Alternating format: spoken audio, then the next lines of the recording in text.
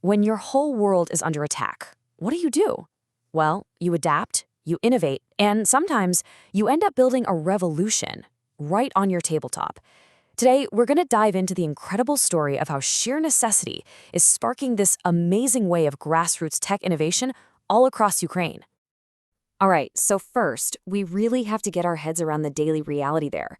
For businesses, for families, the power grid has become this constant question mark.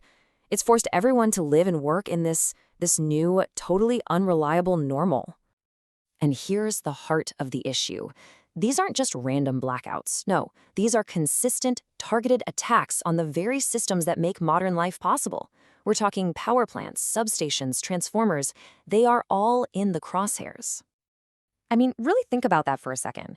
How do you serve your clients? How do you keep your servers online or, just keep the lights on when the most basic thing you depend on can just vanish without any warning? That is the central daily challenge for the entire economy.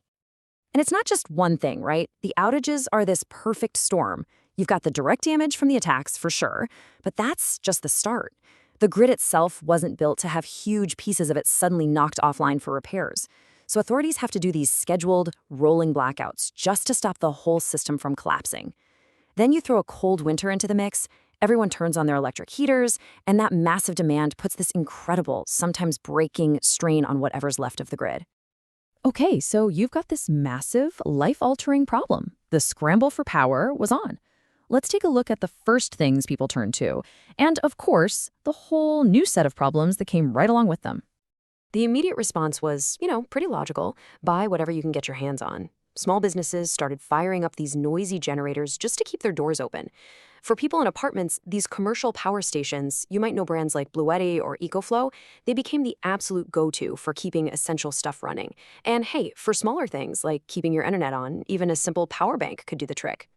But here's the catch, and it's a big one. Basic supply and demand kicked in with a vengeance. Right when these power stations were needed most, their prices just skyrocketed. We're talking anywhere from 20 to 60% more.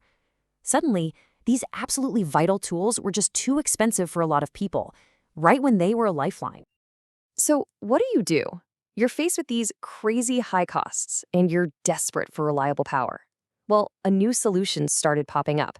Not from some big corporation, but from the people themselves. This was the beginning, the rise of DIY. And we are not talking about a niche hobby for a few engineers in their garages. For tech-savvy Ukrainians, building your own custom power solution became this widespread, almost patriotic act of self-reliance. It was a way to save a ton of money and get way more power. Okay, just look at the numbers here, because this is where it gets absolutely wild. A fancy, top-of-the-line commercial unit gets you about 3.6 kilowatt-hours of juice for a jaw-dropping $2,300. The standard DIY solution? It gives you more power, 4.3 kilowatt-hours, for around $600. Let me say that again, more power for about a quarter of the price. The numbers, they just speak for themselves. So, you're probably asking, how is that even possible? How are people building these incredibly powerful, low-cost systems in their own homes? Well, let's break down the key parts. Now look, safety is kind of the number one priority when you're building a massive battery in your apartment, right? That's why builders almost always choose this specific battery chemistry, LiFePO4. Here's why it's so important. If it gets overcharged, it doesn't explode or catch fire like some other lithium-ion types can. It just swells up and safely vents some gas. For a home build, that's a total game changer. Okay, the next key piece is this little circuit board, the BMS. You can think of it as the brain of the entire battery. It's this brilliant little protection system that does a few crucial things. It prevents overcharging, it stops short circuits, and, this is critical, it makes sure the voltage is balanced between all the individual cells. This one little board keeps the whole thing healthy, safe, and makes it last way, way longer. And the assembly process itself, it's actually pretty clever. Now, it takes care and you have to know what you're doing, but the basic steps are surprisingly straightforward. You stack the battery cells with insulators in between, you bind them all together really tightly, you connect that BMS brain, and then you configure the whole system using a simple Bluetooth app right on your phone.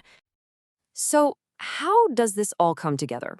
You've got these parts on a table, you've got this knowledge spreading online. What does it all add up to? What does this ingenuity actually mean for the people living and working through all this? Well, the result is real. It's tangible. For the startup founder who shared this story, his business-critical servers and his phone farm can now run for the whole 5 hours of a typical blackout. He can keep serving his clients, keep building his company, not in spite of the daily chaos, but right through the middle of it. And you have to understand, this isn't just about a technical fix. It's about the profound psychological challenge. Just imagine building something you're passionate about, pouring your life into it, all while knowing it could be physically destroyed at any moment. This quote just perfectly captures that surreal daily reality. And that really gets you thinking, doesn't it?